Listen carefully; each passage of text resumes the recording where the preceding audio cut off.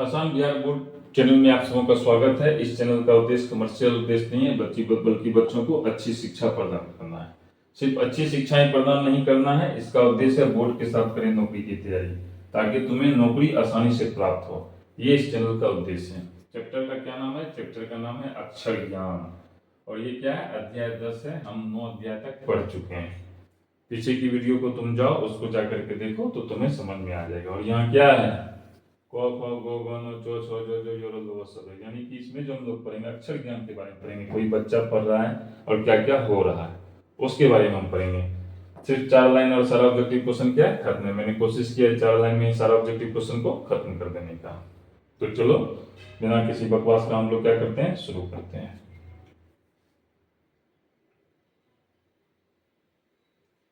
Good. कहता है काव्य संकलन बीजाक्षर, कविता श्रृंखला कवि ने कहा से ली गई अक्षर ज्ञान।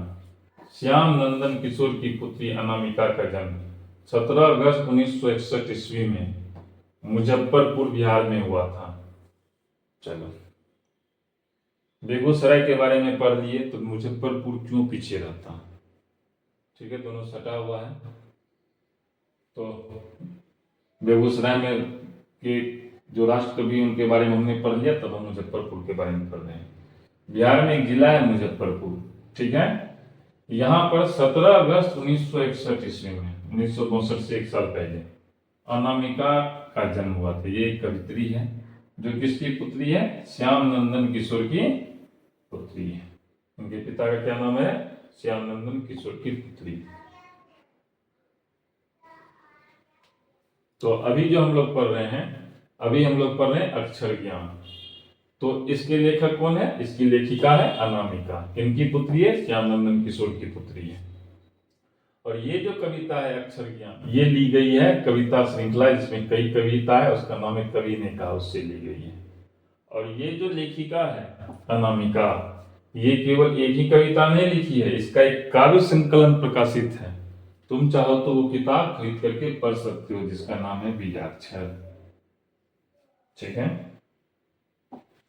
अब कहता है बाल मनोविज्ञान पर आधारित इस कविता में कवि के अनुसार विफलता पर छल के आंसू सृष्टि की विकास कथा का प्रथम अक्षर है। समझो, कहता है विफलता पर छल के आंसू। जब भी हम असफल होते हैं तो हम उदास होते हैं, और अगर कोई बच्चा असफल हो जाए तो उसके ओर होने लगता है। लेकिन कहता है अगर वो ऐसा चीज होता है तो घबराने की बात नहीं है, क्योंकि सृष्टि की विकास का था, यानी शुरुआत का, सृष्टि निर्माण हो रहा है तो उसकी जो विकास का था ये क्या है? प्रथम अक्षर है। यानी अगर शुरुआत होगा तो वो क्या होगा? असफलता मिलेगी। शुरुआत होगा तो क्या मिलेगा? असफलता मिलेगी। घबराने की बात नहीं है।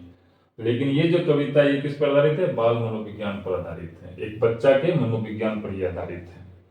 तो क्या आधारित है? चलो देखते हैं। बच्चा सीखने का कोशिश कर रहा है, वो हार जाता है और सफल हो जाता है। तो कहता है उनके बेटे का क, इनके बेटे का क, अनामिका के बेटे का क कबूतर की तरफ खुदक जाता है। देखो उसको क लिखना है, वो इस तरह से लिखने की बजाय क्या करता है? इस तरह से हो जाता है, यानी कबूतर की तरफ खुदक जाता है। ख जो है उनका पंक्ति से उतर जाता है। ख हम लोग कैसा लिखते हैं? इस तरह का ख लिखते हैं, लेकिन वो जो ख लिखता होगा तो ऐसा लिखता होगा, पंक्ति में आता ही नहीं होगा। ठीक है। ग गमले सा टूट जाता है। ग को ऐसा लिखना था, ग नहीं लिखता, ऐसे कर दिया, यानी टूट गया। और घ घरे सा लुढ़क जाता है, तो घ को मान लो अगर इस तरह से लिखना हो तो वो इस तरह से लिखता होगा। और अंगा को, जब वो अंगा को देखता है तो वो कहता है ये मम्मी है, ये बेटा है, इस तरह से वो बोलता होगा। अंगा को वो माँ और बेटा मानता है। क्लियर हो गया? तो चलो आगे बढ़ते हैं। अब हम लोग क्या करेंगे? क्वेश्चन बनाएंगे। लेकिन मैं चाहता हूं क्वेश्चन बनाने से पहले तुम क्या करो, asanbiharboard.co.in पर जाओ। ये वेबसाइट है asanbiharboard.co.in, उस पर जाकर के तुम ऑनलाइन टेस्ट को पहले दो, तभी तुम अब आगे की वीडियो देखो। इसमें जो है मोबाइल में इस तरह का दिया है। चलो हम क्वेश्चन बनाते हैं। कमी क्वेश्चन है। पहला क्वेश्चन है अक्षर ज्ञान कविता में किस मनोविज्ञान का आधार लिया गया है? तो क्या आंसर हो जाएगा? बाल मनोविज्ञान। क्या आंसर हो जाएगा? बाल मनोविज्ञान, तीसरा नंबर। आगे बढ़ते हैं, क्या है क्वेश्चन। कब इतनी अनामिका के अनुसार चौकटे में क्या नहीं अटता, खरगोश, क, घड़ा, गमला। तो गमला टूट जाता है, घड़ा लुढ़क जाता है, क जो है कबूतर की तरफ फुदक जाता है, खरगोश। क्या आंसर हो जाएगा, क जो है चौकटे में नहीं अटता है। क्या आंसर हो जाएगा, क हो जाएगा। आगे बढ़ते हैं, कवियत्री अनामिका का जन्म कब हुआ था, 1962 से 1 साल पहले यानी 1961 में। कब हुआ था, 1961 में हुआ था। आगे बढ़ते हैं, सृष्टि की विकास कथा का प्रथम अक्षर है, विफलता के परिणाम स्वरूप उत्पन्न क्रोध, सफलता की पहली मुस्कान, विफलता पर छल के आंसू। तीसरा नंबर। क्या आंसर हो जाएगा, विफलता पर छल के आंसू। आगे बढ़ते हैं, कवियत्री अनामिका के पिता का क्या नाम था, श्याम नंदन किशोर। तीसरा नंबर। क्या आंसर हो जाएगा, श्याम नंदन किशोर। घड़े सा लुढ़कता हुआ उसका गौ किस पर आकर थमक जाता है, अंगों पर। गौ के बाद क्या होगा, अंगों। और अंगों को वो क्या मानता है, माँ और बेटा मानता है। अंगों को क्या मानता है, माँ और बेटा मानता है। बीजाक्षर शीर्षक काव्य संकलन किसकी रचना है, अनामिका की। किसकी रचना है, अनामिका की। क्लियर हो गया। आगे बढ़ते हैं, इस वीडियो में इतना ही रहने देते हैं। अब हम लोग अध्याय 11 की ओर हो चुके हैं, पद लौट कर आऊंगा फिर। हम लोग चलो टेस्ट देते हैं। आज के लिए इतना ही, छोटा छोटा करके पढ़ेंगे तो वो आसान रहेगा। ईश्वर तुम लोग को सफलता प्रदान करे। धन्यवाद। आसान बिहार बोर्ड में आपका स्वागत है। इस चैनल का कमर्शियल उद्देश्य नहीं है। इस चैनल का उद्देश्य बच्चों को अच्छी शिक्षा मुहैया कराना है।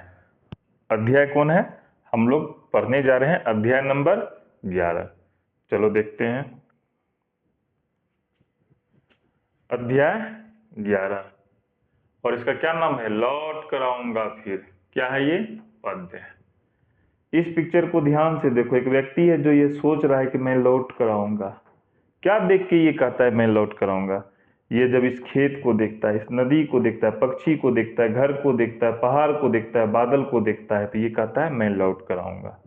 ठीक है, बिल्कुल ऐसा ही चीजों को हम पढ़ेंगे। मैंने यहाँ क्या लिखा है, बोर्ड के साथ करें नौकरी की तैयारी। इसमें हम उतना ही पढ़ेंगे जितना मैट्रिक के एग्जाम में जरूरी है। उसके बाद हम इसको इस तरह से मैंने सारी चीजों को डिजाइन किया है कि 10वीं के बाद तुम्हें नौकरी लेने में कोई दिक्कत नहीं होगा। सिर्फ 3 लाइन है और सारा क्वेश्चन क्या है, ऑब्जेक्टिव खत्म है। यह मुख्यतः किसको ध्यान में रख के बनाया गया है, वस्तुनिष्ठ प्रश्नों को ध्यान में रखकर बनाया गया है। हम क्या करेंगे, asanbiharboard.co.in पे जाएंगे और वहां पे जाकर के फ्री टेस्ट देंगे। तो चलो सबसे पहले हम क्या करते हैं, पढ़ना शुरू करते हैं। क्या है, गुड। ज्यादा इससे क्वेश्चन नहीं पूछा है, इसलिए मैंने उतना ही लिखा है जितना की जरूरत है। कहता है, रविंद्रोत्तर युग की श्रेष्ठतम प्रेम कविता वनलता सेन, लौट कर आऊंगा फिर के रचेता, जीवनानंद दास का जन्म 1899 ईस्वी में हुआ था। इस कविता में कवि फिर से बंगाल में लौटने की बात करते हैं। यह कविता कवि प्रयाग शुक्ल द्वारा बांग्ला भाषा में भाषांतरित की गई है। देखो ऐसे है तो इससे बहुत सारा चीज पूछा गया है, लेकिन फिलहाल उतना ही पूछा गया है जितना इस लाइन में लिखा गया है, और संभावना भी नहीं है पूछने की, इसलिए हम इसमें ज्यादा फोकस अभी नहीं करेंगे क्योंकि एग्जाम के लिए हम तैयारी कर रहे हैं। तो चलो इसको हम लोग देखते हैं क्या सब है। सबसे पहले देखो हम लोग क्या पढ़ रहे हैं, लौट कर आऊंगा फिर। इसके रचयिता कौन है, जीवनानंद दास। इनका जन्म कब हुआ है, 1899 ईस्वी में। कौन सा लेखक है, मैंने पढ़ाया है, जिसका जन्म 1900 ईस्वी में हुआ है। अगर तुम लोगों ने मेरी पीछे की वीडियो देखी होगी तो तुम बता दोगे। ठीक है, ये क्वेश्चन पूछा भी गया है। इनका जन्म कब हुआ है, 1899 ईस्वी में हुआ था। तो क्लियर हो गया, व्यक्ति है, इनका जन्म कब हुआ, 1899 ईस्वी में हुआ। कहता है, लौट कर आऊंगा फिर के अलावा भी ये कुछ लिखे हैं। क्या लिखे हैं, वनलता सेन। क्या कविता का नाम है, वनलता सेन। ये जो वनलता सेन कविता है, यह क्या है, एक प्रेम कविता है। क्या है ये, प्रेम कविता है। और यह जो प्रेम कविता है, ये श्रेष्ठतम प्रेम कविता है। अब देखो, श्रेष्ठ तो कुछ भी हो सकता है। जिस समय तेंदुलकर क्रिकेट खेलते थे उस समय श्रेष्ठतम कौन था खिलाड़ी? तेंदुलकर था। उसके पहले गावस्कर थे, फिर कपिल देव, अपने समय में कपिल देव था, अभी विराट कोहली है, कल कोई और होगा। तो प्रत्येक युग की बात होती है। जब गावस्कर का युग था, फिर तेंदुलकर का युग आया, तो उसी तरह जब रविंद्रनाथ टैगोर का युग था, यानी अलग अलग युग था, तो उस युग का ये श्रेष्ठतम प्रेम कविता है। क्लियर हो गया? अब देखो, किताब का कविता का नाम ही है, पद्य का नाम ही है लौट कर आऊंगा फिर, यानी लौट कर आने की बात हो रही है। किस किस चीज की बात हो रही है? लौट कर आऊंगा। तो कहां पर लौट कर आने की बात करते हैं? बंगाल में लौटने की बात करते हैं। देखो, बंगाल वास्तव में काफी खूबसूरत है। मुझे बंगाल काफी घूमने का मौका मिला है और मैंने महसूस किया है बंगाल वास्तविक में खूबसूरत है। क्रांतिकारियों की धरती रही है, जितने भी सुधार हुए वो सबसे पहले कहाँ हुआ? बंगाल में हुआ, फिर बंगाल से पूरे देश में गया। हालांकि आज की जो स्थिति है बंगाल की, वो थोड़ी गड़बड़ चल रही है, लेकिन ऐसा कुछ नहीं है, थोड़ा सा गड़बड़ है। एक समय था जब कहा जाता था बंगाल जो आज सोचता है पूरा भारत कल सोचता है। तो चलो, ये तो बात की बात है, हम लोग अपने मुख्य काम पर लौटते हैं। कहता है यह कविता कवि प्रयाग शुक्ल द्वारा बांग्ला भाषा में भाषांतरित की गई है। देखो, यह जो कविता है लौट कर आऊंगा फिर, यह किस भाषा में लिखी गई है? बांग्ला भाषा में लिखी गई है। और हम इसको किस में पढ़ रहे हैं? हिंदी में पढ़ रहे हैं। तो इसका क्या मतलब है? इसका मतलब है भाषांतरण हुआ बांग्ला भाषा से हिंदी में। वह किसने किया? तो प्रयाग शुक्ल ने किया। किसने किया? प्रयाग शुक्ल ने किया। तो चलो देखते हैं क्या सब क्वेश्चन है।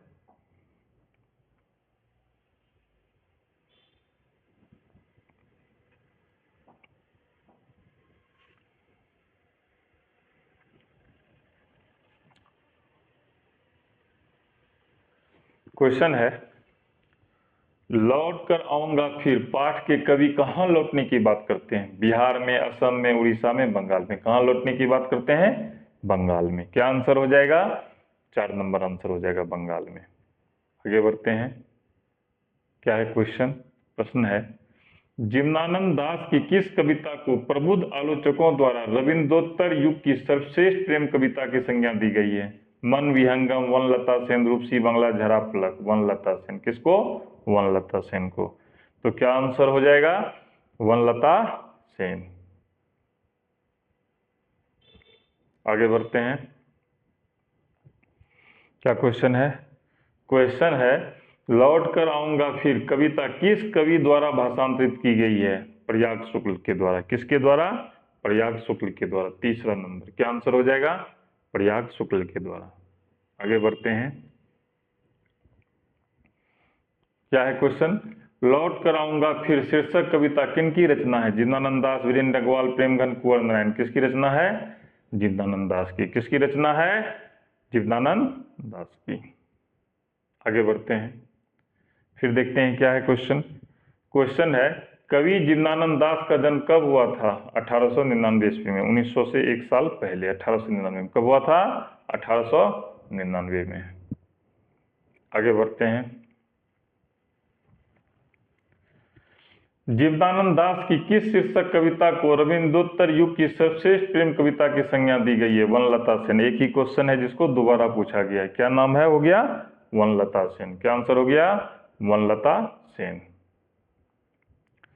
लौट कर आऊंगा फिर खत्म हो गया, इसमें ज़्यादा नहीं है तो कम ही है। अब हम लोग asanbiharboard.co.in पे जाके क्या करेंगे? टेस्ट को देंगे। तो चलो टेस्ट को देते हैं। ईश्वर तुम लोग को सफलता प्रदान करे। धन्यवाद। चलो टेस्ट देते हैं। आसान बिहार बोर्ड में आप सबों का स्वागत है। इस चैनल का कमर्शियल उद्देश्य नहीं है। इस चैनल का उद्देश्य बच्चों को अच्छी शिक्षा मुहैया कराना है। तो हम लोग सब पढ़ चुके हैं। अभी हम लोग कहाँ हैं? हम लोग अध्याय 12 में हैं। यह क्या है? यह एक पद्य है और इसका क्या नाम है? मेरे बिना तुम प्रभु। हम ये देखो, ये प्रभु की फोटो है। ये क्या है? प्रभु की फोटो है। हम कह रहे हैं कि प्रभु आप मेरे बिना क्या हैं? देखो, प्रभु के बिना हम कुछ नहीं है, लेकिन प्रभु भी तब है जब भक्त है। बिल्कुल इसी चीज को इसमें हम पढ़ेंगे। यह मुख्यतः वस्तुनिष्ठ प्रश्न को ध्यान में रख के बनाया गया है। सिर्फ 6 लाइन और सारा ऑब्जेक्टिव क्वेश्चन क्या हो जाएगा, खत्म हो जाएगा। हम इसमें उतना ही पढ़ेंगे जितना बोर्ड की परीक्षा के लिए जरूरी है, बाकी चीज़ हम वो पढ़ेंगे जो हमको कंपटीशन के लिए काम आएगा। तो चलो हम लोग क्या करते हैं, पढ़ते हैं, देखते हैं क्या है हमारे लिए। गुड। क्या कह रहा है, बोल रहा है गीतात्मक काव्य शैली वाले जर्मन भाषा के कवि, भक्ति भाव वाली कविता मेरे बिना तुम प्रभु के कवि रेनर मारिया रिल्के का जन्म 4 दिसंबर 1875 ईस्वी में प्राग, ऑस्ट्रिया। अब ये प्राग कहाँ है, अभी जर्मनी में है, जर्मनी में हुआ था। चलो इस लाइन को समझते हैं। सबसे पहले इसमें हम इतिहास या ज्योग्राफी की बात कर लेते हैं। प्राग, अभी ये कहाँ है, जर्मनी में है। पहले जिस समय इनका जन्म हुआ था उस समय ये कहाँ था, ऑस्ट्रिया में था। तुम लोग जब इतिहास पढ़ोगे तो उसमें हम जर्मनी का एकीकरण पढ़ेंगे, इटली का एकीकरण पढ़ेंगे और ऑस्ट्रिया के चांसलर के बारे में पढ़ेंगे। यानी कि अभी प्राग जर्मनी में चला गया, उस समय कहाँ था, ऑस्ट्रिया में था। क्लियर हो गया। अब सवाल है इस प्राग में किनका जन्म हुआ था, तो किनका जन्म हुआ था, रेनर मारिया रिल्के का। कब हुआ था, तो 4 दिसंबर 1875 ईस्वी को हुआ था। कब हुआ था, 4 दिसंबर 1875 ईस्वी को हुआ था। क्लियर हो गया। अब देखो यह जर्मनी में है, क्यों जर्मनी में है, जर्मनी में यह कैसे गया होगा, जब यहाँ पर जर्मन भाषा बोलने वाले लोग ज्यादा होंगे, इसलिए ये कौन सा कवि है, जर्मन भाषा के कवि हैं। किसकी बात हो रही है, मेरे बिना तुम प्रभु, किसकी बात हो रही है, मेरे बिना तुम प्रभु। तो जब भी प्रभु की बात होगी तो वो कविता क्या हो जाएगी, भक्ति भाव वाली कविता हो जाएगी। क्लियर हो गया। हम जब भक्ति करते हैं, ईश्वर को प्रसन्न करने के लिए जो भी श्लोक बोलते हैं वो हम जनरली क्या करते हैं, गाना की श्रेणी में गाते हैं। तो इसलिए ये क्या होता है, ये वो जो शैली हो जाती है वो क्या हो जाती है, गीतात्मक हो जाती है। क्लियर हो गया। अब आगे बढ़ते हैं। कहता है विश्व कविता के भाषांतरित संकलन, देशांतर से ली गई यह कविता धर्मवीर भारती द्वारा भाषांतरित की गई है। देखो तुम्हारे क्लास में जो लास्ट का जो 2 कविता है वो भाषांतरण किया गया है। एक को बांग्ला से हिंदी में किया गया है, लौट कर आऊंगा फिर, और दूसरा क्या है, दूसरा है रेनर मारिया रिल्के का, जिसका जर्मन से हिंदी में किया गया है।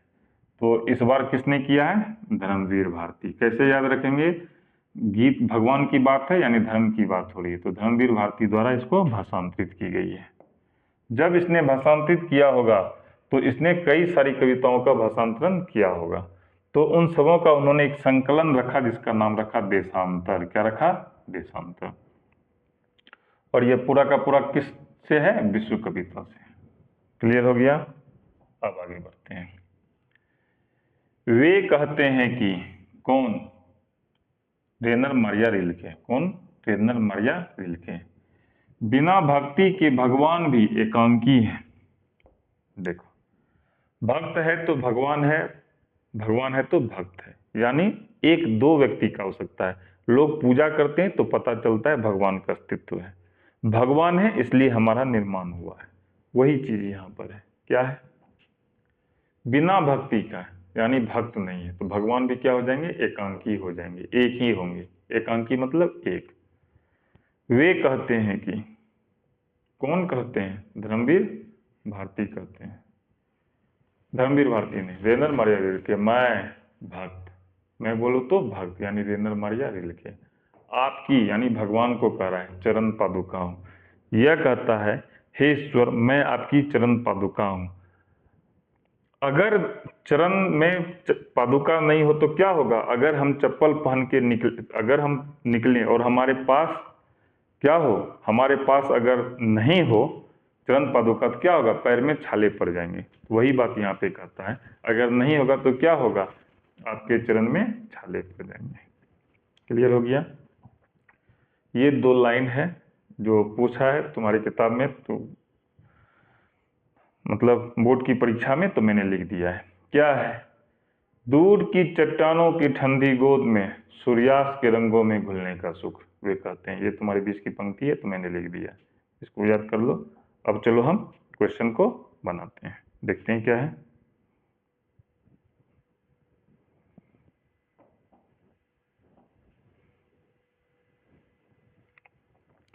हम क्या करेंगे, क्वेश्चन बनाने से पूर्व मैं चाहता हूं कि तुम लोग गूगल में जाओ, asanbiharboard.co.in लिखो और वहां जाकर के टेस्ट दो। टेस्ट देने के बाद तुम यहाँ सोल्यूशन देखो, पहले टेस्ट दे दो उसके बाद यहाँ सोल्यूशन देखो। तो लैपटॉप में इस तरह का दिखेगा और मोबाइल में तुमको इस तरह का दिखेगा। तो चलो अब मैं क्वेश्चन को बनाता हूँ। तो चलो देखते हैं क्या है क्वेश्चन। गुड, क्वेश्चन है मेरे बिना तुम प्रभु कविता का हिंदी रूपांतरण किसने किया? तो क्या आंसर हो जाएगा? धर्मवीर भारती ने। क्या आंसर हो जाएगा? धर्मवीर भारती ने। क्या आंसर होगा? धर्मवीर भारती। आगे बढ़ते हैं, अगला सवाल देखते हैं। रेनर मारिया रिल्के किस भाषा के कवि हैं? तो वो किस भाषा के कवि हैं? जर्मन भाषा के कवि हैं। तो क्या आंसर हो जाएगा? 1 नंबर आंसर हो जाएगा। आगे बढ़ते हैं, मेरे बिना तुम प्रभु पाठ के लेखक हैं। क्या आंसर हो जाएगा? रेनर मारिया रिल्के। क्या आंसर हो जाएगा? रेनर मारिया रिल्के। क्लियर हो गया। आगे बढ़ते हैं, देखते हैं क्या है। दूर चट्टानों की ठंडी गोद में किस कवि की पंक्ति है? तो क्या आंसर हो जाएगा? रेनर मारिया रिल्के। क्या आंसर हो जाएगा? रेनर मारिया रिल्के। मेरे बिना तुम प्रभु किस भाषा में अनुवादित है? तो क्या आंसर हो जाएगा? जर्मन भाषा से अनुवादित है, जर्मन से हिंदी में है। तो क्या आंसर हो जाएगा? 2 नंबर जर्मन। क्या आंसर हो जाएगा? 2 नंबर जर्मन। रेनर मारिया रिल्के की काव्य शैली है गीतात्मक, भक्ति भाव वाली है। तो क्या होगा? गीतात्मक। आंसर क्या हो जाएगा? 2 नंबर। आगे बढ़ते हैं, देखते हैं क्या है अगला प्रश्न। कवि रेनर मारिया रिल्के किनके चरणों में छाले पड़ जाने की बात करते हैं? प्रभु के। किसके चरणों में छाले पड़ जाने की बात करते हैं? प्रभु के। क्या आंसर हो जाएगा? प्रभु के। आगे बढ़ते हैं,